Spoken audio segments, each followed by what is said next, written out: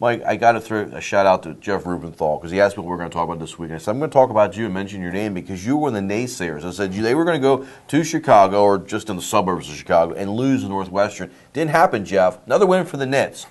But my writer here, my procrastinator, you made the prediction at the Tuesday. Prognosticator, I think is the term. Yeah, but you procrastinated too, okay? You made the prediction that they were going to lose to Northwestern. Are you eating your words now, or how do you feel about that? Well, sure, I'm eating my words a little bit, but I got to tell you this. I mean, since the beginning of the 08, if we're going to talk about predictions, since the beginning of 08 season, I've got 3 wrong.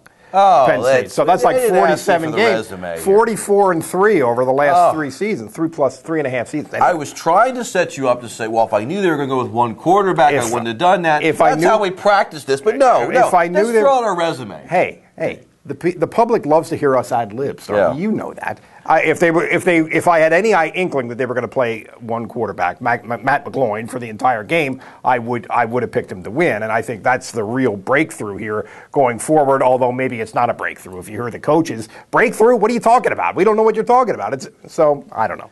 Because I read in your column that they were still trying to get Bolden into that game but couldn't find the right spot because of the frenzied pace. So they don't seem like they've abandoned going with 2 quarterbacks. And you said if you knew they were going with 1 quarterback, if it would have been Bolden, you would not have taken Penn State still. He's not ready yet. No. I thought McGloin, I also read this in your story, played.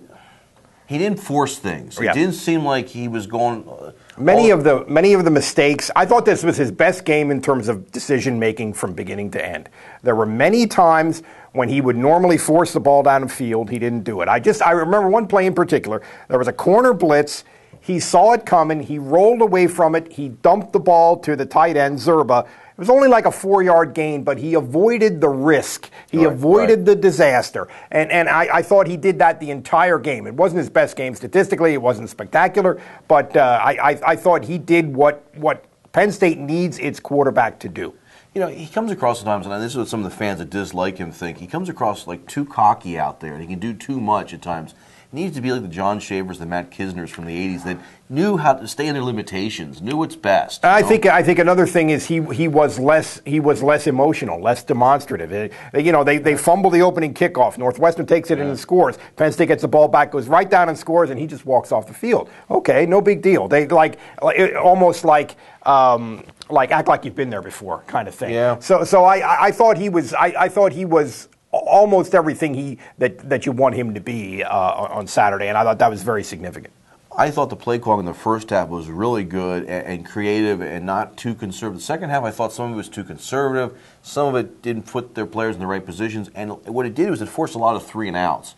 And I thought the defense needs more rest here. We got to move those chains a little bit because it wasn't fast paced.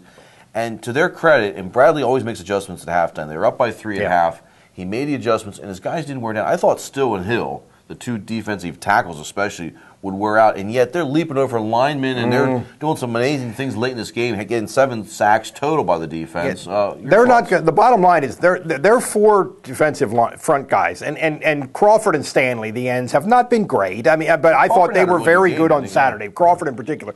But they have 4 better athletes there than they're matching up against in most cases, and that is a real strength of Penn State's team. And you're right, they were really good. Penn State always has trouble with Northwestern in particular, and the kind of offense that Northwestern plays.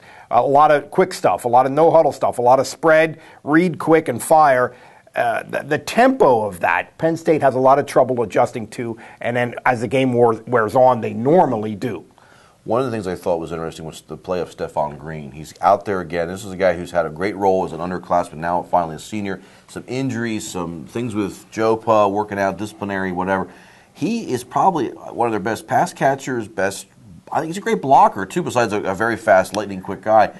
And it was interesting to see the ways they were using him during the game. He had 9 carries and a couple of pass catches, so his role is increasing. And Curtis Dukes, who had been playing very well as a backup tailback, only got 2 carries on Saturday. So it'll be interesting to see how that goes going forward, because you're right, Green, I think, is the best pass receiver and the best blocker of the tailbacks. And they actually had Silas Red, who had a phenomenal game again, and Green out there at the same time, which I think has to be a mismatch for defense. Like, Yeah. What are they doing here? Yeah, it's not, that's it's true. Not the running back, fullback, where you're thinking. And that was on one of those was on a touchdown play too. Yeah. I think the Greens was that the one the Greens scored. It may have been, yeah. Okay. It may have been. And so yeah, it'll be interesting. A lot of things. They have some weapons, and it'll be interesting to see how they fire them going forward.